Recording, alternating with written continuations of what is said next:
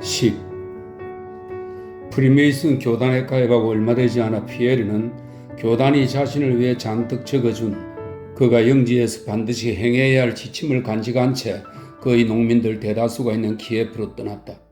키예프에 도착한 피에르는 모든 관리인을 주 사무소로 불러 자신의 계획과 바람을 설명했다.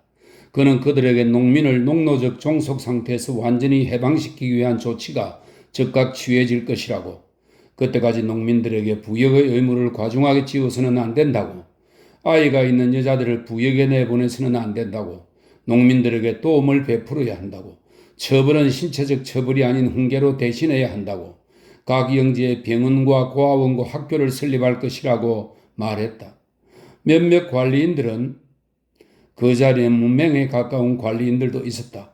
이 관리인들은 젊은 백작이 하는 말을 자신들의 관리와 횡령에 불만을 품었다는 뜻으로 짐작하며 겁먹은 표정으로 듣고 있었다. 두 번째 부류는 처음의 두려움이 가시자 피에르의 혓짧은 소리와 이제껏 들어본 적 없는 새로운 말을 재미있게 여겼다. 세 번째 부류는 그저 주인이 말하는 것을 듣는 데서 만족을 느꼈다. 총관리인을 비롯해 가장 똑똑한 네 번째 부류는 그 말에서 자신들의 목적을 달성하려면 주인을 어떤 방식으로 다루어야 할지 한눈에 파악했다. 총관리인은 피에르의 계획에 큰 공감을 드러내면서 그러한 개혁 외에도 열악한 상태에 놓인 업무를 전반적으로 살펴보아야 한다고 지적했다. 베조프 백작의 재산이 막대했음에도 재산을 물려받고 사람들이 말하던 대로 연 수입 50만 루블을 받게 된 이래로 피에르는 고인이 된 백작에게서 1만 루블을 받던 때보다 자신이 훨씬 덜 부유하다고 느꼈다. 그는 지출 비용에 대해 대충 다음과 같이 어렴풋하게 짐작했다. 영지 전체에 걸쳐 약 8만 루블이 지방의회에 납부되고 있었다. 모스크바 근교의 영지와 모스크바의 저택 유지비, 공작 영예들의 생활비로 약 3만 루블이 들었다. 연금으로 1만 5천 루블, 그리고 자선단체도 그만큼이 나갔다. 백작 부인의 생활비로는 15만 루블이 보내졌다. 빚에 대한 이자가 약 7만 루블이었다. 교회 건축이 시작되어 지난 2년 동안 약 1만 루블이 나갔다. 나머지 약 10만 루블은 그도 어떻게 쓰는지 모르게 없어졌다. 그래서 거의 매년 그는 빚을 져야 했다. 그 밖에도 해마다 총관리인은 때로 화재에 대해, 때로 흉작에 대해, 때로 제조장과 종축장을 개축할 필요성에 대해 편지를 보내왔다. 따라서 피에르 앞에 놓인 첫 번째 업무는 그가 가장 못하고 가장 하기 싫어하는 것, 즉 실무를 처리하는 것이었다. 피에르는 총관리인과 함께 날마다 일했다. 그러나 자신의 일 처리가 업무를 단 한 걸음도 진척시키지 못하는 것을 느꼈다. 그가 느끼기에 그의 일 처리는 업무와 무관하게 이루어지고 제대로 맞물려 돌아가지 않고 있었다. 한편에서는 총관리인이 상황을 최악의 관점에서 제시하며 피에르에게 빚을 갚고 농노의 노동력으로 새로운 일에 착수할 필요성을 제시했다. 피에르는 동의하지 않았다. 다른 한편에서는 피에르가 농노 해방을 위한 업무에 착수해 줄 것을 요구하고 있었다. 이에 대해 관리인은 먼저 후원위원회에 빚을 갚아야 한다는, 그래서 빠른 실행은 불가능하다는 의견을 내놓았다. 관리인은 그 일이 완전히 불가능하다고는 말하지 않았다. 그는 그 목적을 이루기 위해 코스트로마의 숲을 매각하고 하구 지방과 크림에 있는 영지를 매각할 것을 제안했다. 그러나 관리인의 말 속에서 그 모든 사무는 금령 해제와 허가 요청 등의 과정과 너무 복잡하게 얽혀 있어서 피에르는 어리둥절해하며 그저 그에게 네, 그렇게 하세요 라고 말할 뿐이었다. 피에르에게는 직접 업무에 매달릴 만큼의 실무적 끈기가 없었다.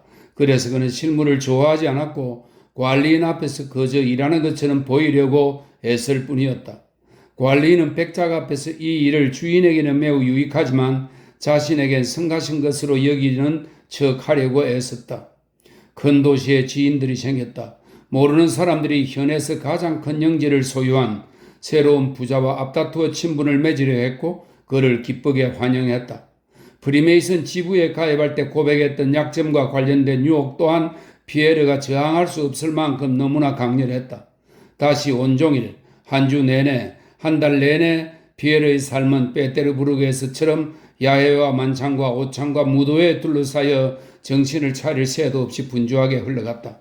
소망하던 새로운 삶 대신 피에르는 상황만 다를 뿐 여전히 이전과 똑같은 삶을 살았다.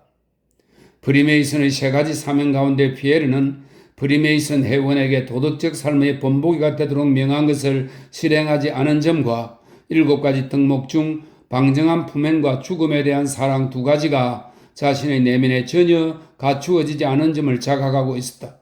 그는 대신에 다른 사명인 인류를 바로잡는 일을 실천하고 있으며 이웃에 대한 사랑과 특히 너그러움의 다른 덕목을 갖추었다는 점으로 위안을 삼았다. 1807년 봄, 피에르는 베테르부르크로 돌아가기를 결심했다. 돌아가는 길에 모든 영지를 돌아보고 자신이 지시한 일들 가운데 어떤 것이 이루어졌는지, 또 하나님에게 위임받아 그 자신이 은혜를 베풀려고 애쓰는 농민들이 어떤 상황에 놓여 있는지 직접 확인해 보기로 했다. 젊은 백작의 모든 계획이 자신에게도 백작에게도 농민들에게도 이루어올 게 없는 거의 미친 짓이라고 여기던 총관리인이 양보했다. 여전히 농노 해방 사업은 불가능하다는 주장을 내세우면서도 그는 모든 영지에 학교와 병원과 고아원 등의 큰 건물을 건축하도록 지시했다. 그리고 주인이 가는 곳마다 환영회를 마련했다. 그가 알기로 피에르가 좋아하지 않을 화려하고 성대한 환영회가 아니라 이 콩과 빵과 소금으로 만든 종교적이고 감사에 찬 환영식, 자신이 이해한 대로라면 틀림없이 백작의 마음을 움직이고 그를 속일 그런 환영회였다. 남쪽의 봄, 비인풍이 콜야시카의 몸을 싣고 가는 안락하고 빠른 여행, 여정의 고독이 피에르에게 기쁨을 안겨주었다. 그가 이제껏 가본 적이 없는 영지들은 하나가 다른 하나보다 한층 더 그림처럼 아름다웠다. 어느 곳에서나 농민들은 유복한 생활을 하며 그가 베푼 은혜에 감격하고 감사하는 것처럼 보였다. 가는 곳마다 피에르를 당황하기도 했지만 마음속 깊은 곳에선 기쁜 감정을 불러일으키던 환영식이 있었다. 어떤 곳에서는 농부들이 빵과 소금과 베드로와 바울의 이 콘을 가져왔고 피에르가 베푼 은혜에 대한 사랑과 감사의 표시로 그의 수호 승인인 베드로와 바울에게 경의를 표하기 위해 자신들의 돈으로 교회에 새 부제단을 세우게 해달라며 허락을 구했다. 어떤 곳에서는 젖먹이 딸린 여자들이 힘든 부역을 면하게 해준 데 감사하며 그를 맞이했다. 또 다른 곳에서는 백작의 후원으로 아이들에게 읽고 쓰는 법과 종교를 가르치던 사제가 십자가와 함께 아이들에 둘러싸여 그를 맞았다. 피에르는 모든 영지에서 똑같은 설계에 따라 건축 중이거나 이미 건축된 병원, 학교, 양로원 등의 석조 건물들을 자신의 눈으로 직접 확인했다. 그것들은 조만간 문을 열기로 되어 있었다. 가는 곳마다 이전보다 줄어든 부역노동에 대한 관리인들의 보고서를 보았고 그에 대해 파란 카프탄을 입은 농민 대표단의 감동적인 감사의 말을 들었다. 그러나 사람들이 빵과 소금을 가져오고 베드로와 바울의 부제단이 세우던 곳이 베드로 축일마다 장이 서는 상읍마을이라는 것, 부제단은 마을의 분홍들, 그러니까 그 옆에 나타났던 농부들이 이미 오래전부터 건축하고 있었다는 것, 그들 가운데 10분의 9는 극빈자라는 것을 피에르는 몰랐다. 자신의 지시로 젖먹이 딸린 안악들이 부역노동에 나가지 않게 된 결과 바로 그 아기 엄마들이 자신들의 땅에서 훨씬 더 힘든 노동을 했다는 것을 몰랐다. 십자가를 들고 그를 영접한 사제가 무거운 세금으로 농민들을 힘들게 했다는 것과 사제에게 모인 학생들은 부모들이 눈물을 머금고 넘긴 것이며 아이들을 되찾으려면 많은 몸값을 내야 한다는 것을 몰랐다. 석조 건물들을 설계대로 건축하던 이들이 자신의 노동자들이고 그 때문에 농민들의 부역이 가중되었다는 것, 부역은 서유상에서만 줄어들었다는 것을 몰랐다.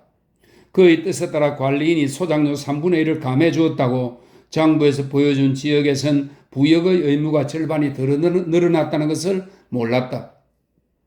아무것도 모른 채 영지를 둘러본 피에르는 벅찬 기쁨을 느끼고 베테르부르크를 떠날 때의 박애주의적인 기분을 완전히 회복해서 자신이 대수장이라고 부르던 지도자 형제에게 환희에 찬 편지들을 보냈다. 얼마나 쉬운가? 이렇게 많은 선을 행하는데 필요한 노력이 얼마나 적은가?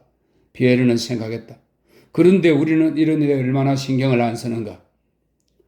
그는 사람들이 자신에게 보여주는 감사에 행복했다. 그러나 감사를 받으며 부끄러운 마음이 들었다. 이러한 감사는 그에게 이 소박하고 선량한 사람들을 위해 자신이 얼마나 더 많은 일을 할 수 있었을지 새삼 깨닫게 했다. 매우 아둔하고도 교활한 총관리인은 똑똑하면서도 순진한 백작을 완전히 파악하자 그를 장난감처럼 가지고 놀았다. 그는 준비한 환영식이 피엘에게 끼친 영향을 보고는 이런저런 이유를 대며 농노 해방의 불가능성, 그렇게 하지 않아도 농노들은 더할 나위 없이 행복했다며 무엇보다 그 불필요성에 대해 더욱더 단호하게 말했다. 피에르는 이보다 더 행복한 사람들을 상상하기 힘들다는 점에서, 그리고 그들을 자유롭게 해주었을 때 어떤 일이 그들을 기다릴지는 하나님만 아신다는 점에서 마음속 깊이 관리인의 말에 동의했다. 그러나 피에르는 비록 내키지 않아도 자신이 옳다고 여기는 것을 고집했다. 관리인은 백작의 뜻을 이루기 위해 모든 노력을 기울이겠다고 약속했다.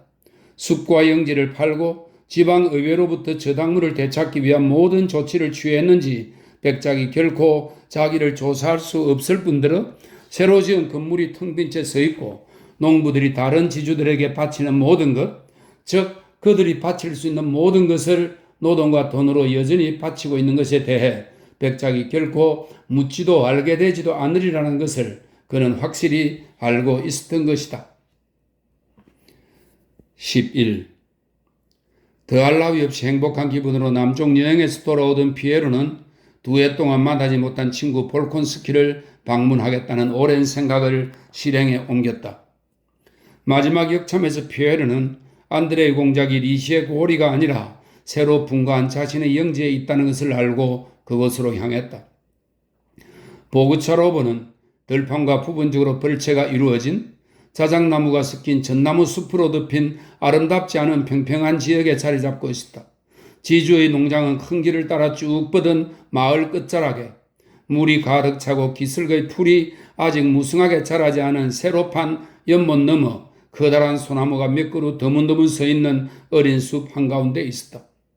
지주의 농장은 탈곡장, 벌채들, 마구간들, 전기탕, 곁채, 그리고 아직 건축 중인 반원형 전면을 가진 커다란 돌로 된 집으로 이루어져 있었다. 집 주위에는 가꾸민 정원이 있었다. 새로 지은 담과 대문은 견고했다. 처마 밑에는 2개의 소방호스와 녹색으로 칠한 나무통이 있었다. 길들은 곱고 난간이 달린 다리는 튼튼했다. 모든 것 위에 정연함과 능숙한 경영의 흔적이 보였다. 피에로와 마주친 하인들은 공작이 어디 머무느냐는 질문에 바로 연못가에 서 있는 자그마한 새 곁채를 가리켰다.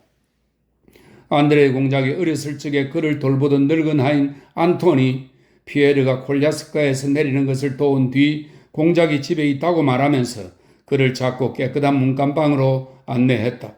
피에르는 베테르부르크에서 친구를 마지막으로 만났을 때 호화로운 환경을 본 뒤라서 깨끗하긴 했지만 작은 집의 검소함에 깜짝 놀랐다.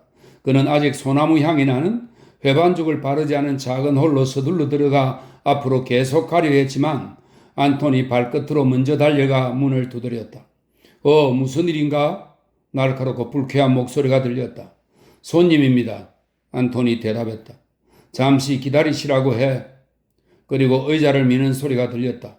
피에르는 빠른 걸음으로 문을 향해 다가가다가 얼굴을 찌푸린 채 그를 향해 나오던 그새 늙어버린 안드레이 공작과 맞닥뜨렸다. 피에르는 그를 끌어안았고 안경을 축히 올리고 그의 뺨에 입을 맞추고는 그를 가까이 바라보았다.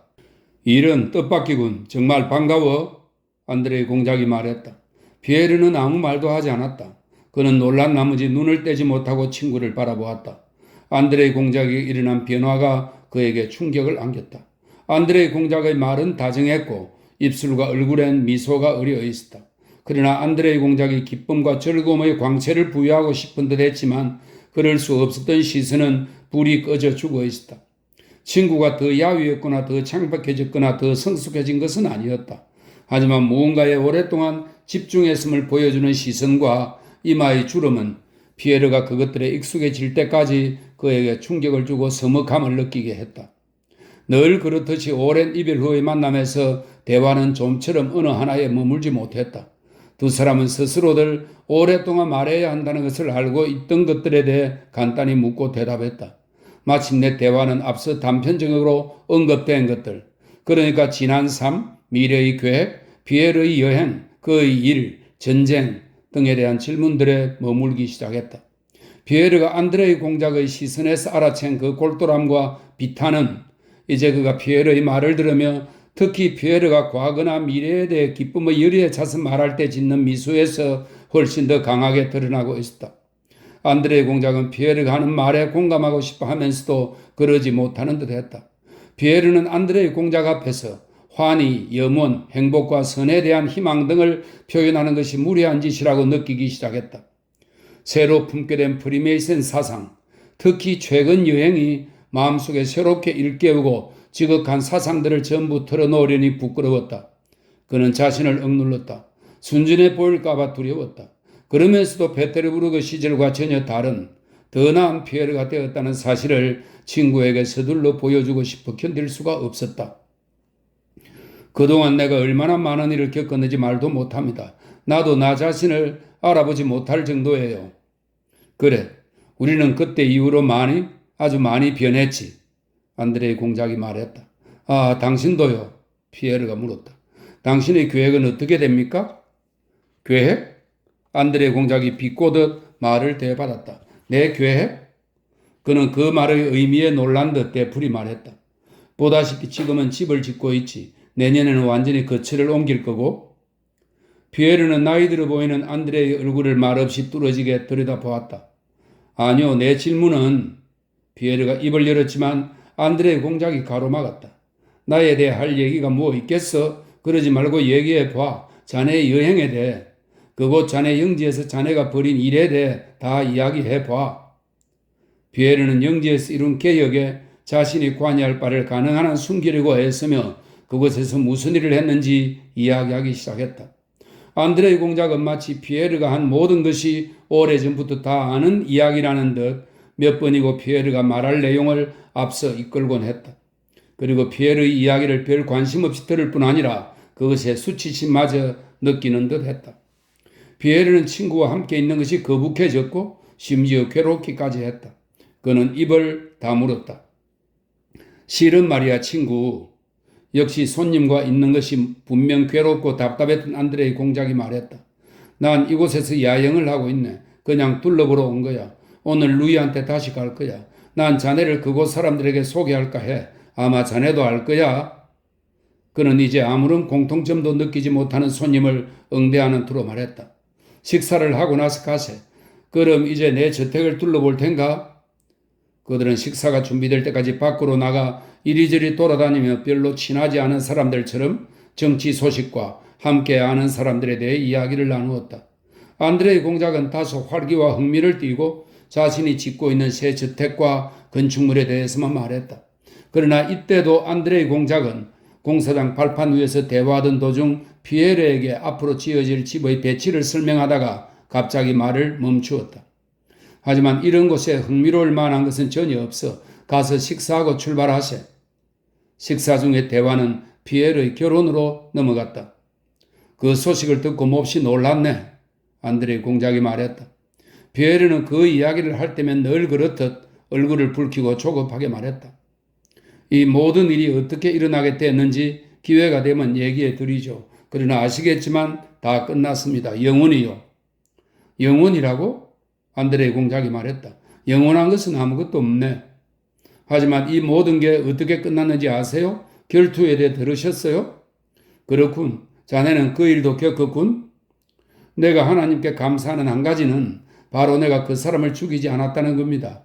피에르가 말했다. 아니 왜? 안드레의 공작이 말했다. 사나운 개를 죽이는 건 오히려 아주 잘하는 일이야. 아니요. 사람을 죽이는 건 옳지 않아요. 좋지 않습니다. 어째서 옳지 않은 거지? 안드레의 공작이 피에르의 말을 되받았다. 무엇이 옳고 그른지를 판단하는 것은 인간에게 허락된 일이 아니야. 인간은 항상 착각에 빠져 있었고 앞으로도 영원히 그럴 거야. 인간들이 뭐가 옳거나 그러다고 생각할 때보다 더 큰 착각에 빠지는 경우는 없어. 타인에게 악인 것은 옳지 않습니다. 피에르가 말했다. 피에르는 자신이 도착한 이후 안드레의 공작이 처음으로 활기를 띠며 이야기를 시작하고 그를 지금의 모습으로 만든 모든 것에 대해 털어놓고 싶어하는 것을 느끼며 기뻐했다. 타인에게 악이라는 것이 도대체 무엇인지 누가 자네에게 말해주었나? 그가 물었다. 악이요? 악 말입니까? 피에르가 말했다. 우리는 모두 무엇이 자신에게 악인지 알고 있습니다. 그래, 우리는 알지. 하지만 내가 스스로에게 악이 된다고 생각하는 것을 다른 사람에게 행할 수는 없어. 안드레 공작은 사물에 대한 자신의 새로운 시각을 피에르에게 표명하고 싶은 듯 점점 더 활기를 띠고 말했다. 그는 프랑스어로 말했다. 삶에서 진정한 불행은 두 가지뿐이라는 것을 나는 알아. 바로 양심의 가책과 병이지. 이 두 가지 악만 없으면 그게 행복인 거야. 이 두 가지 악을 피하면서 자신을 위해 사는 것. 이것이 현재 내가 터득한 지혜의 전부야. 그럼 이웃에 대한 사랑은요? 자기 희생은요? 피에르가 말을 시작했다. 아니요, 난 동의할 수 없습니다. 오직 악을 행하지 않기 위해, 후회하지 않기 위해 사는 것. 그것으로는 부족합니다. 내가 그렇게 살았습니다. 자신을 위해 살다가 자기 인생을 망쳤어요. 다른 사람을 위해 사는, 최소한 그렇게 살려고 노력하는 지금에야 겨우, 오직 지금에야 나는 삶의 모든 행복을 깨달았습니다. 아니요, 난 당신에게 동의하지 않겠습니다. 게다가 당신도 사실은 당신이 말한 대로 생각하지 않잖아요? 안드레 공작은 말없이 피에르를 바라보며 조소히 미소를 지었다. 자네는 내 누이 마리아 공작영애를 보게 될 거야. 두 사람이 서로 잘 맞겠어? 그가 말했다. 어쩌면 자네는 스스로에 관한 한 옳을지도 몰라. 그러고는 잠시 침묵했다가 말을 이었다. 하지만 저마다 다른 방식으로 사는 거야. 자네는 자신을 위해 살았어. 그러다가 지금은 자신의 인생을 망칠 뻔했다고. 다른 사람을 위해 살기 시작했을 때에야 비로소 행복을 알게 되었노라 말하고 있어. 난 정반대의 경우를 겪었네. 난 명예를 위해 살았지. 과연 명예가 도대체 무언가? 바로 그 타인에 대한 사랑, 다른 사람을 위해 무언가를 하려는 열망, 그들의 찬사에 대한 갈망인 거지. 나는 그렇게 다른 사람들을 위해 살다가 내 삶을 거의 망칠 뻔한 게 아니라 완전히 망치고 말았어. 나 자신만을 위해 살게 된 이후로 난 평온을 느끼기 시작했네. 어떻게 자기 한 사람만을 위해 삽니까? 피에르가 흥분하며 물었다. 아들은요? 누이는요? 아버지는요? 그 사람들은 다 나와 같아. 그들은 남이 아니야. 안드레 공작이 말했다. 자네와 마리아 공작영애가 지칭하는 타인, 이웃, 즉 르프로샹. 이건 망상과 악의 주된 근원이야. 르프로샹. 이건 자네가 선을 행하고 싶어하는 자네의 키예프 농부들이지. 그리고 그는 피에르를 조소에 찬 도전적인 눈빛으로 바라보았다. 피에르를 자극하려는 모양이었다. 농담하시는군요. 피에르는 점점 더 생기를 띠며 말했다. 아주 미약하고 서툴게 행하긴 했지만 내가 바란 것에 선을 행하길 바라며 하다못해 무엇라도 행한 것에 도대체 무슨 망상과 악이 있을 수 있습니까? 불행한 사람들이, 우리 농부들이 우리와 똑같이 이익혼과 무의미한 기도 외에는 하나님과 진리에 대한 어떤 다른 개념도 없이 자라나고 죽어가는 사람들이 내세, 보복, 보상, 위로와 같이 마음의 위안을 주는 신앙을 배우는 것에 무슨 악이 있을 수 있습니까? 물질적 도움을 베푸는 일은 너무도 쉬운데 사람들이 도움을 받지 못하고 병으로 죽어갑니다. 그래서 나는 그들에게 약을 주고 병원과 양로원도 지어줍니다. 거기에 도대체 무슨 악과 망상이 있습니까? 낮이고 밤이고 평온할 데가 없는 농부에게, 아기가 딸린 안악에게 내가 휴식과 여가를 주는 것은 그야말로 명백하고 의심할 여지 없는 선의 아닙니까? 피에르는 급하게 혀짧은 소리를 내며 말했다. 그래서 난 그렇게 했습니다. 비록 잘하지도 못하고 많이 하지도 못했지만 그것을 위해 무언가를 했단 말입니다. 당신은 내가 한 것이 선한 일이라는 나의 신념을 깨뜨리지 못했을 뿐 아니라 당신 역시 그렇게 생각하지 않는다는 나의 신념도 깨뜨리지 못했습니다. 중요한 것은 피에르는 말을 계속했다. 이제 내가 안다는 겁니다. 선을 향하는 기쁨이 유일하고 확실한 삶의 행복이라는 걸 내가 분명히 안다는 겁니다. 그래, 그런 식으로 문제를 제기하면 별개의 일이 되지. 안드레 공작이 말했다. 나는 집을 짓고 정원을 가꾸는데 자네는 병원을 짓는군. 어느 쪽이든 시간을 때우는 데 도움이 되겠지. 하지만 무엇이 옳은지 무엇이 선인지 판단하는 문제는 우리가 아니라 전지자에게 맡길 일이야. 자네는 반박하고 싶어 하는군? 그는 이렇게 덧붙였다. 어디 해봐. 그들은 탁자를 떠나 발코니를 대신하는 현관 계단에 앉았다. 자, 해봐. 안드레 공작이 말했다. 자네는 학교. 그는 손가락을 꼽으며 말을 계속했다. 교육 등등을 말하고 있어. 그러니까 자네는 저 사람을, 그는 모자를 벗고 그들 옆을 지나가는 농부를 가리키며 말했다.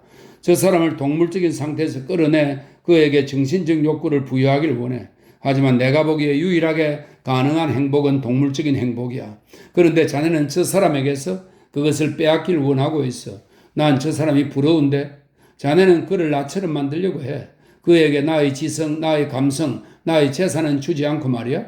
또 한 가지, 자네는 그의 노동을 들어주겠다고 말하지만 내 생각에는 자네와 내게 있어 정신노동이 그렇듯 저 사람에게 육체노동은 마찬가지로 없어서는 안 될 것, 즉 그의 생존의 조건이야.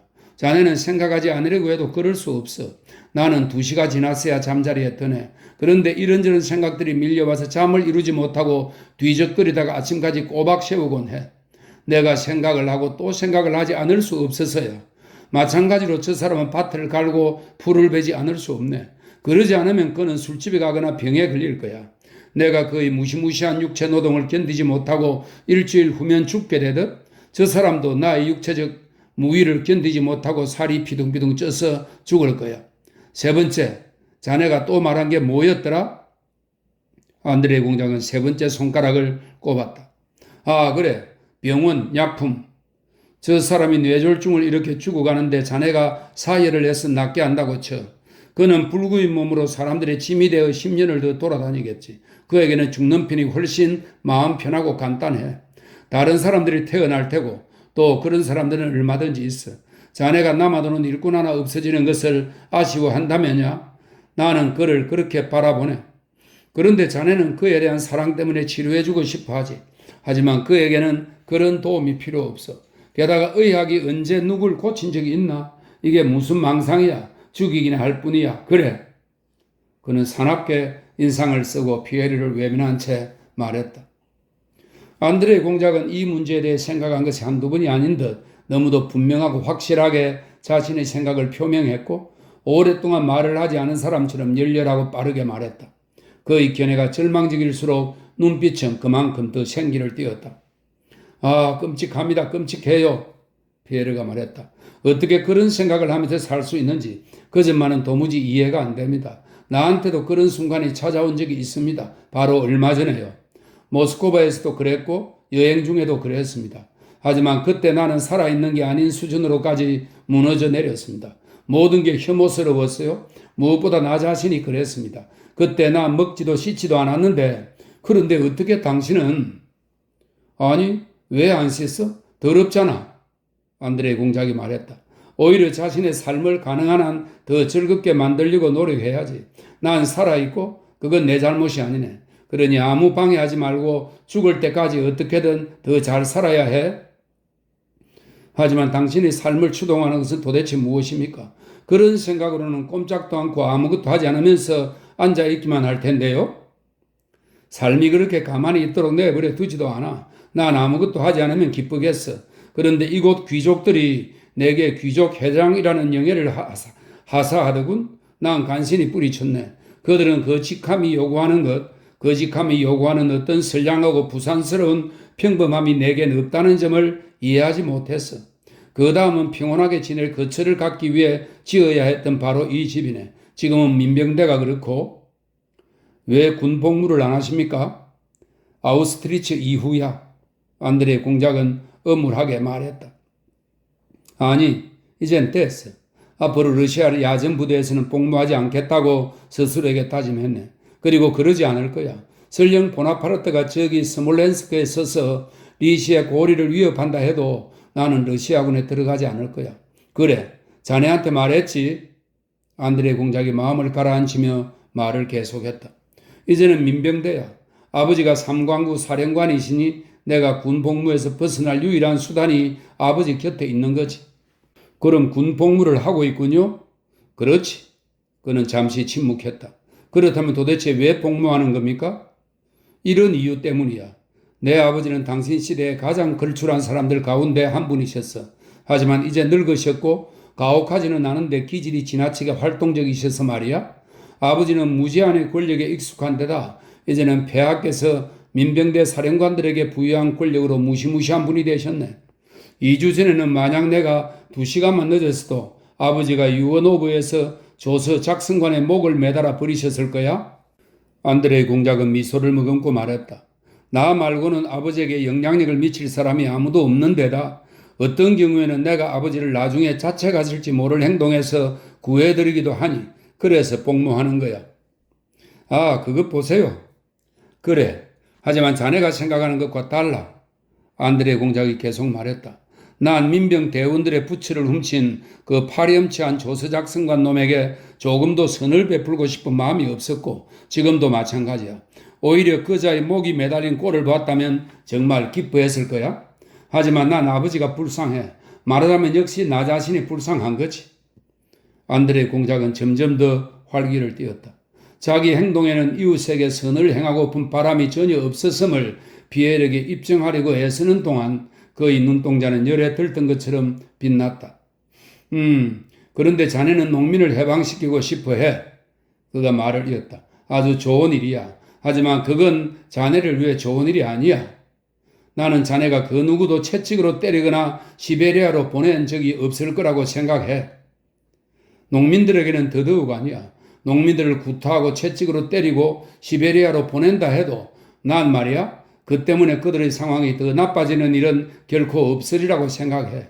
시베리아에서도 그들은 여전히 가축 같은 삶을 꾸려나갈 테고 몸에 난 상처도 아플 테지. 그리고 전과 다름없이 행복할 거야. 이 일은 말이야 공정하게든 부당하게든 처벌을 내릴 수 있는 가능성을 지닌 탓에 도덕적으로 파멸하고 후회하면서 살아가고 그 후회를 억누르고 거칠어지는 바로 그런 사람들을 위해 필요한 거야. 내게는 바로 그런 사람들이 불쌍하고 나라면 그런 사람들을 위해 농노 해방을 바랄 거야. 자네는 아마 본 적이 없겠지만 이 무제한적인 권력의 대물림 속에 양육된 좋은 사람들이 해가 갈수록 더 성마르게 되고 잔혹하고 거칠게 변해가고 그걸 알면서도 자신을 억누르지 못하고 점점 더 불행해지는 모습을 난 보았네. 안드레 공작이 어찌나 이 말에 열중하는지 피에르는 무심결에 안드레에게 이런 생각을 불어넣은 것은 그의 아버지가 아닐까 생각했다. 그는 아무 대꾸도 하지 않았다. 요컨대 사람이든 사물이든 내가 딱하게 여기는 것은 인간의 존엄과 양심의 평온과 순수이지 그들의 등이나 이마가 아니야. 등짝을 아무리 후려갈겨도 머리털을 아무리 밀어대도 그것들은 여전히 똑같은 등과 이마로 남을 테니까? 아닙니다. 아니에요. 절대로 그렇지 않습니다. 난 결코 당신 말에 동의하지 않습니다. 피에르가 말했다. 12. 저녁에 안드레이 공작과 피에르는 콜야스카를 타고 리시의 고리로 출발했다. 안드레이 공작은 피에르를 힐끔거리며 자기 기분이 좋다는 것을 보여주는 말로 이따금 침묵을 깨뜨렸다. 그는 피에르에게 들판을 가리키며 자신의 경영 개선에 대해 말하고 있었다. 피에르는 짧은 말로 대꾸하며 침울하게 침묵을 지키고 있었고 자기 생각에 몰두해 있는 듯 했다. 피에르는 안드레이 공작이 불행하다고, 그가 잘못된 생각을 품고 있다고, 그는 참된 빛을 알지 못한다고, 따라서 자신이 그를 도와 계몽하고 일으켜야 한다고 생각했다. 그러나 피에르는 자신이 무엇을 어떻게 말할지 생각해 내자마자 안드레이 공작이 단 한마디 말로, 단 하나의 농구로 자신이 믿는 모든 가르침을 실추시킬 것이라고 예감했다. 그래서 그는 말을 꺼내기가 두려웠고 자신이 사랑하는 성소를 조롱에 처하게 할까봐 두려웠다. 아니요, 당신은 왜 그렇게 생각합니까? 피에르가 고개를 떨구고 뿔로 바들리는 황소 같은 표정을 지으며 불쑥 말을 꺼냈다. 왜 그렇게 생각해요? 그렇게 생각해서는 안 됩니다. 내가 무엇에 대해 생각한다는 건가? 안드레 공작이 깜짝 놀라며 물었다. 삶에 대해, 인간의 사명에 대해서 말입니다. 그럴 리 없습니다. 나도 그렇게 생각했었습니다. 그런데 무엇이 날 구원했는지 압니까? 바로 프리메이슨입니다. 아니요, 웃지 마세요. 나도 프리메이슨이 의식을 중시하는 종교적 분파라고 생각했었습니다.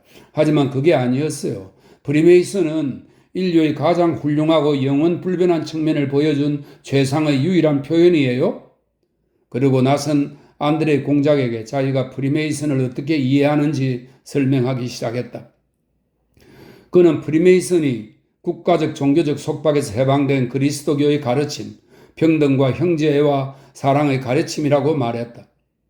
우리의 신성한 공동체만이 삶에서 실제적인 의미를 갖습니다. 다른 모든 것은 한낱 꿈이에요. 피에르가 말했다. 친구, 이 조합 밖에서는 모든 것이 허위와 거짓으로 가득 차 있다는 것을 알아줘요. 나도 당신 말에 동의합니다. 현명하고 선한 사람에게는 당신처럼 그저 다른 사람들을 방해하지 않으려고 애쓰면서 자신의 삶을 끝까지 살아내는 것 외에 아무것도 남은 게 없지요. 하지만 우리의 근본 신념을 받아들이고 우리 공동체에 가입하세요. 우리에게 자신을 맡기고 자신을 이끌도록 허락해요. 그럼 나도 느끼듯이 당신은 곧 자신이 이 눈에 보이지 않는 그 기원이 하늘에 감추어진 거대한 사슬의 일부임을 깨닫게 될 겁니다. 피에르가 말했다. 안드레 공작은 말없이 앞쪽을 바라보며 피에르의 말을 듣고 있었다. 그는 여러 번 콜야스카의 소음 때문에 제대로 듣지 못해서 자신이 놓친 말을 피에르에게 물었다. 안드레 공작의 눈동자에서 타오르던 특별한 광채를 통해 그리고 그의 침묵을 통해 피에르는 자신의 말이 헛되지 않았다는 것을, 안드레 공작이 자신을 가로막지도 자신의 말을 비웃지도 않으리라는 것을 알았다. 그들은 범람한 강 쪽으로 갔다. 나룻배로 강을 건너야 했다. 콜야스카와 말을 싣는 동안 그들은 나룻배를 향해 걸어갔다.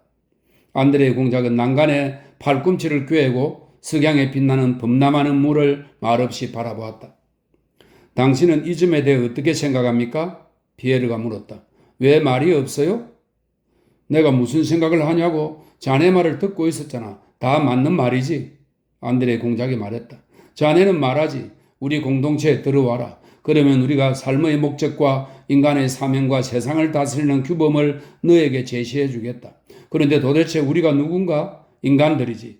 어째서 자네들이 모든 것을 안다는 건가? 어째서 자네들이 보는 것을 나 혼자만 보지 못하는 건가?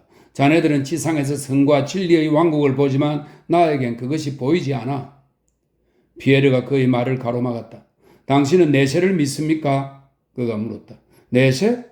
안드레 공작이 반문했다. 그러나 피에르는 대답할 틈을 주지 않고 그 반문을 부인의 의미로 받아들였다. 안드레 공작이 예전에 품었던 무신론적 신념을 알았기에 더욱 그랬다. 당신은 지상에서 성과 진리의 왕국을 볼 수 없다고 말합니다. 나도 그걸 본 적이 없어요. 만약 우리의 삶을 모든 것의 끝으로 바라본다면 그것은 보일 리가 없지요. 지상에는, 바로 이 땅에는, 피에르는 들판을 가리켰다. 이 땅에는 진리가 없습니다. 온통 거짓과 악만이 있지요. 하지만 온 세상에는 진리의 왕국이 있습니다. 우리가 지금은 지상의 자식이지만 영혼의 시각에서 보면 온 세상의 자식이지요. 내가 이 거대하고 조화로운 전체의 일부라는 걸 과연 나는 내 영혼 속에서 느끼지 않나요? 신성이, 지고한 힘이, 좋을 대로 부르세요. 발현되는 이 무수한 존재 속에 내가 있다는 것, 내가 가장 낮은 존재부터 가장 지고한 존재를 잇는 하나의 고리, 하나의 단계를 이룬다는 것을 과연 나는 느끼지 않나요? 만약 내가 식물에서 인간에게로 이어진 이 사다리를 선명하게 본다면 어째서 나는 저 아래 끝이 보이지 않는 이 사다리가 식물들 속에서 사라진다고 가정해야 합니까? 어째서 이 사다리가 나와 함께 끊어져서 더 멀리 지구한 존재까지 뻗어가지 않을 거라고 가정해야 하는 건가요? 나는 세상 그 무엇도 사라지지 않는 것처럼 나 역시 사라질 수 없을 뿐 아니라 내가 언제까지나 존재할 것이고 언제나 존재한다고 느낍니다. 나 말고 내 위에 영들이 산다는 것과 이 세상에 진리가 있다는 것을 나는 느낍니다. 그래, 그건 헤르드의 학설이지. 안드레 공작이 말했다. 하지만 친구, 그런 것으로는 날 납득시키지 못해. 날 납득시키는 것은 바로 삶과 죽음이야. 자네와 결부된, 자네가 그 앞에서 죄의식을 느끼고 무죄를 인정받고 싶었던 자네에게 소중한 존재를 자네가 보고 있는데, 안드레 공작은 목소리를 떨면서 고개를 돌렸다. 그때 갑자기 그 존재가 고통을 당하며 괴로워하다가 존재하기를 멈춘다는 것. 내가 납득하는 것은 그거야. 왜? 대답이 없을 리가 없어. 난 답이 있다고 믿어. 그게 바로 나를 납득시키는 것. 그게 바로 나를 납득시켰던 것이야. 안드레 공작이 말했다. 네, 그럼요. 네, 그렇고 말고요. 피에르가 말했다. 내가 말하는 것도 그와 똑같은 것 아닌가요? 아니야. 나는 그저 내세의 불가피함을 납득하게 하는 것은 농구가 아니라 한 사람과 손을 맞잡고 삶의 길을 나아가는데 갑자기 그 사람이 그 자리에서 어디에도 없는 곳으로 사라지고 자네 자신은 그 10년 앞에 멈춰 서서 그곳을 들여다보는 것이라고 말하는 거네. 나도 들여다보았어. 네, 바로 그겁니다. 당신은 그곳에 있다는 것, 어떤 누군가가 있다는 것을 알지요. 그곳은 있습니다. 내세이지요. 어떤 누군가가 있습니다. 하나님이지요. 안드레 공작은 대답하지 않았다. 콜야스코와 말들은 벌써 오래전에 건너편 기슭으로 옮겨져 준비되어 있었다. 해는 이미 반이 사라지고 저녁 서리가 나루터 옆 웅덩이를 별 모양으로 뒤덮었다. 하인들과 마부들과 사공들은 피에르와 안드레가 여전히 배에 서서 말을 나누고 있는 것에 놀라고 있었다. 만약 하나님이 계시고 내세가 있다면 진리도 있고 선도 있습니다. 인간의 지고한 행복은 그것들을 성취하기 위해 노력하는 데 있어요. 살아야 합니다. 사랑해야 합니다. 피에르가 말했다. 우리가 지금 오직 이 한 조각 땅에서 살고 있는 것이 아니라 저곳에서 모든 것 속에서 그는 하늘을 가리켰다. 모든 것 속에서 영원히 살았고 또 살게 되리라 믿어야 합니다. 안드레 공작은 나룻배 난간에 팔꿈치를 꿰고 선 채 피에르의 말을 들으며 범람하는 푸른 물에 반사된 태양의 붉은 광채를 눈길을 떼지 못하고 바라보고 있었다. 피에르는 침묵했다. 주인은 적막했다.